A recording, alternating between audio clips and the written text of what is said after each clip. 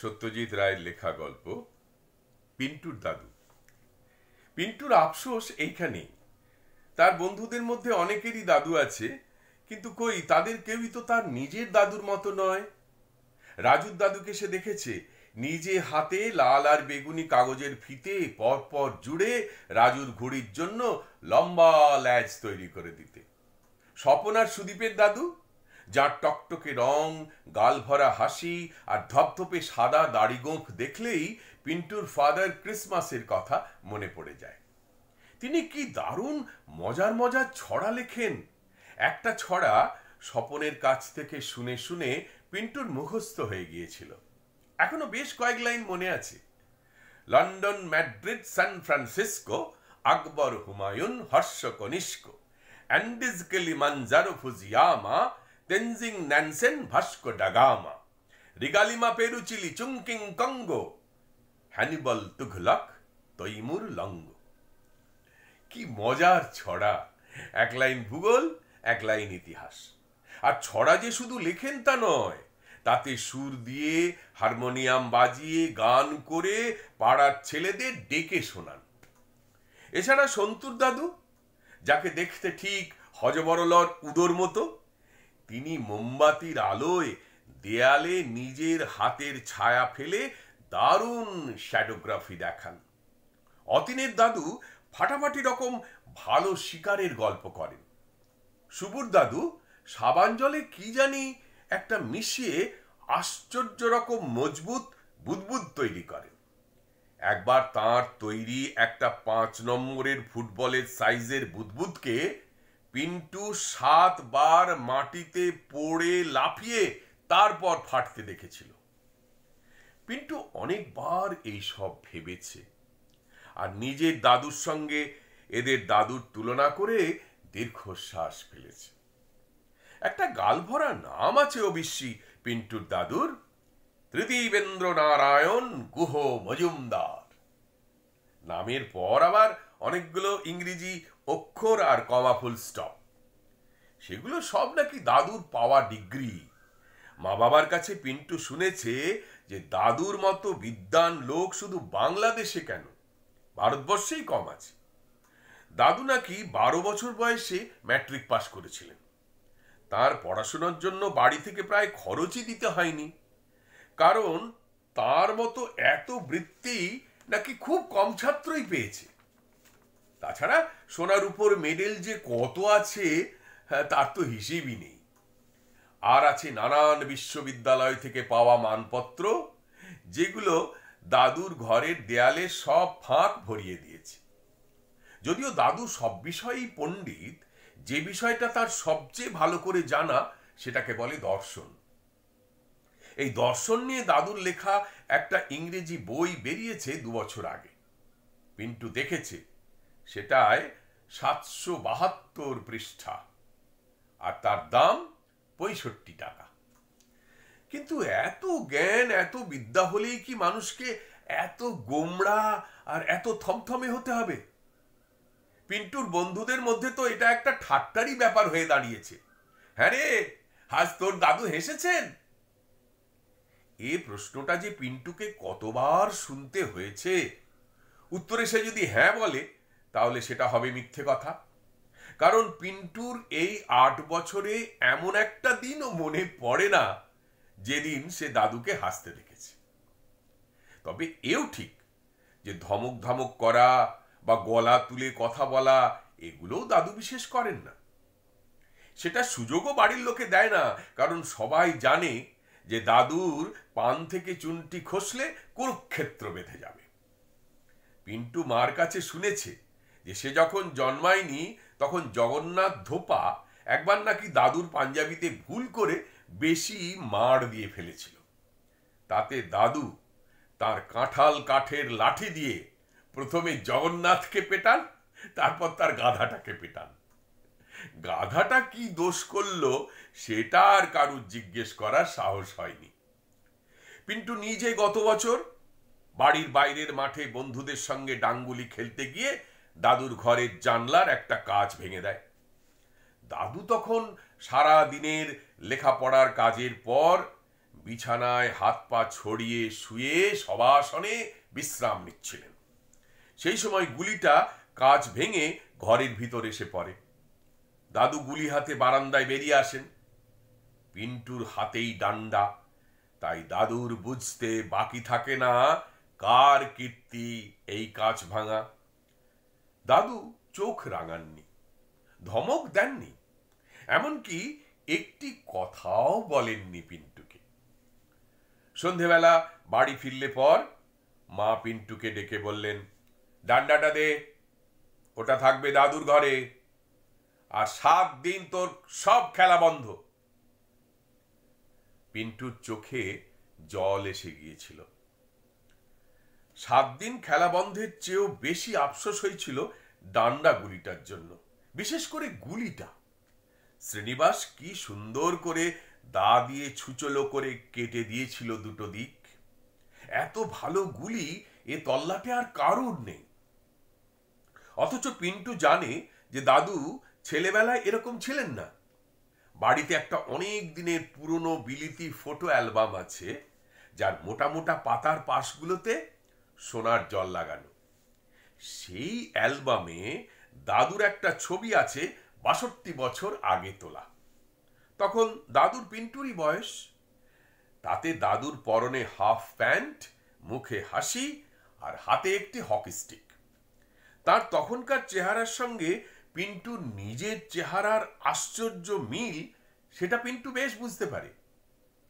সেই হাসি খুশি খেলুড়ে খোকা বয়সের সঙ্গে সঙ্গে এমন হয়ে গেল কি করে? দাদু যে সবসময় পিন্টুদের বাড়িতেই থাকেন তা নয়।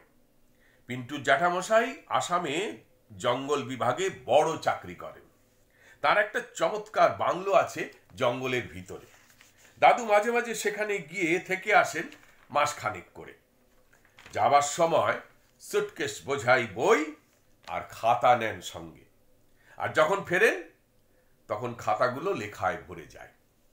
যে সময়টা তিনি থাকেন না সে সময়টা বাড়ির চেহারাই পাল্টে যায়।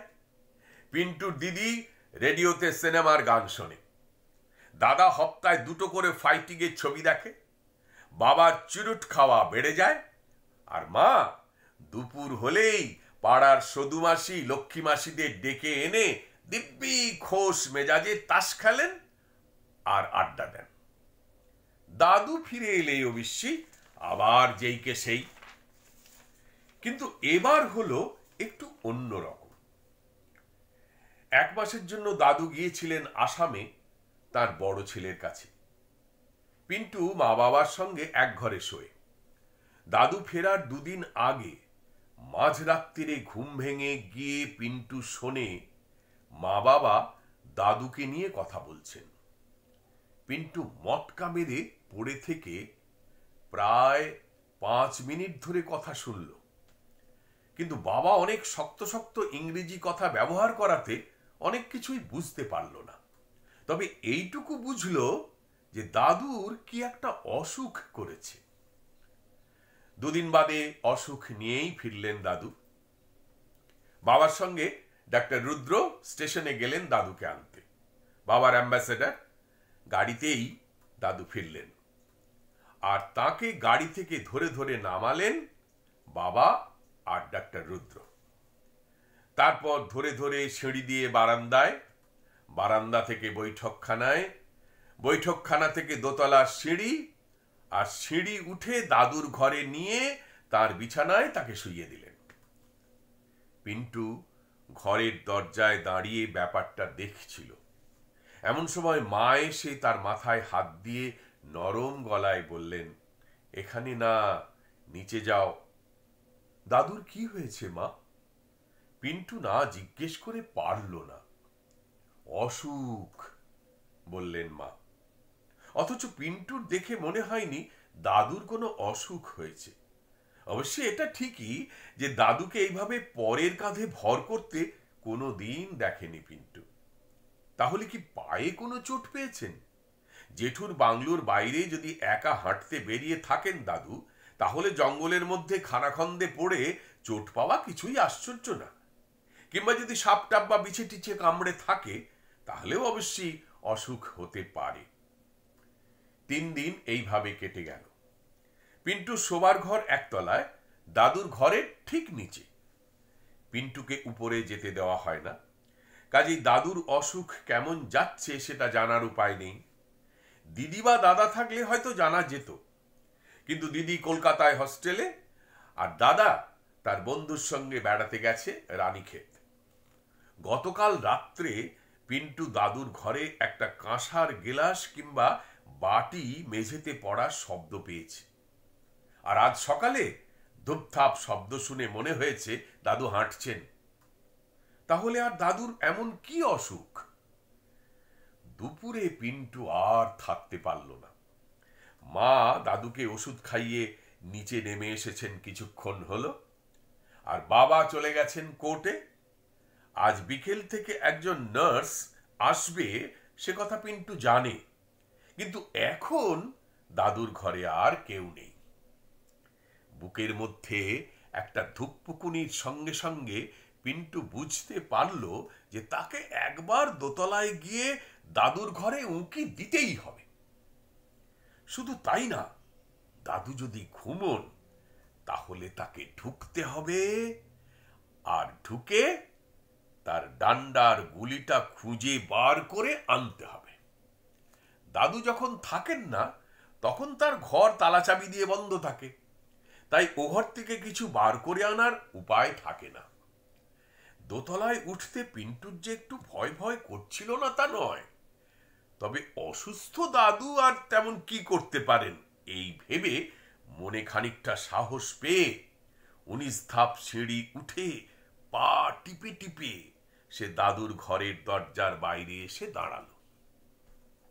প্যাসেজের বাঁয়ে ঘরের দরজা, আর সামনে 10 পা এগিয়ে 8-10 পা এগিয়ে ছাতের দরজা। কোনো শব্দ নেই ঘরে। যে গন্ধটা পাচ্ছে পিন্টু সেটা ওর খুব চেনা আর প্রিয় গন্ধ, পুরনো বইয়ের গন্ধ। 2000 পুরনো বই আছে দাদুর ঘরে। পিন্টু নিঃশ্বাস বন্ধ করে গলাটা বাড়িয়ে দিল। দাদুর খাট খালি। তবে কি দাদু পিছনের বারান্দায় গিয়ে দাঁড়িয়েছেন? পিন্টু তার ডান পাটা বাড়িয়ে দিল চৌকাঠ পেরিয়ে ঘরে ঢোকার জন্য। পাটা চৌকাঠের ওদিকের মেঝেতে পৌঁছবার আগেই একটা শব্দ এলো তার কানে, খটাং খটাং খটাং। পিন্টু চমকে পেছিয়ে আসতেই আর একটা শব্দ, কুই। পিন্টু চোখ চলে গেল ছাতের দরজার দিকে। দরজার পাশ দিয়ে একটা মুখ উঁকি বাড়ছে, দাদুর মুখ। এ মুখ পিন্টু এর আগে কখনো দেখেনি। সারা মুখ হাসিতে উজ্জ্বল, চোখের চাহনি দুষ্টুমিতে ভরা। পিন্টু অবিশ্বাসের দৃষ্টিতে চেয়ে রইল সে মুখের দিকে। তারপর দাদুর ডান হাতটা বেরিয়ে এলো দরজার পাশ দিয়ে। পিন্টু দেখল সে হাতে ধরা তার ডাঙ্গুলির ডান্ডা। এবার দাদু পিন্টুকে আসবার জন্য ইশারা করে দরজা থেকে সরে গেলেন। পিন্টু ছাতের দিকে এগিয়ে গেল। বেশ বড় খোলা ছাদ, ছাতের মাঝখানে রাখা শ্রীনিবাসের তৈরি কাঠের গুলি। দাদু পিন্টুর দিকে চেয়ে একবার হেসে হাতের ডান্ডাটা গুলির দিকে তাক করে মারলেন, খটাং। গুলিতে লাগলো না ডান্ডা। তারপর আবার মারতেই গুলি ঠিক মোক্ষম জায়গায় বাড়ি লেগে সেটা বাই বাই করে ঘুরতে ঘুরতে ছাতের 4 হাত উপরে উঠল। আর ঠিক সেই মুহূর্তে দাদু চালালেন ডান্ডা। ডান্ডার বাড়ি লেগে গুলিটা ছাতের 50 হাত পশ্চিমে সুপুরি গাছটার মাথার উপর দিয়ে সন্তুদের বাড়ির দিকে সাঁ করে চলে গেল উড়ন্ত বুড়ির মতো। তারপরেই শুরু হলো দাদুর খিলখিলে হাসির সঙ্গে হাততালি আর লাফানি। পিন্টু ছাদ থেকে নিচে নেমে এলো। মাকে ঘটনাটা বলতে মা বললেন, ওটাই নাকি দাদুর অসুখ। এরকম অসুখ নাকি মাঝে মাঝে বুড়োদের হয়। তারা আর বুড়ো থাকে না, খোকা হয়ে যায়। যাই হোক, পিন্টু আজ প্রথম তার বন্ধুদের বলতে পারবে যে সে তার দাদুকে প্রাণ খুলে হাসতে দেখেছে।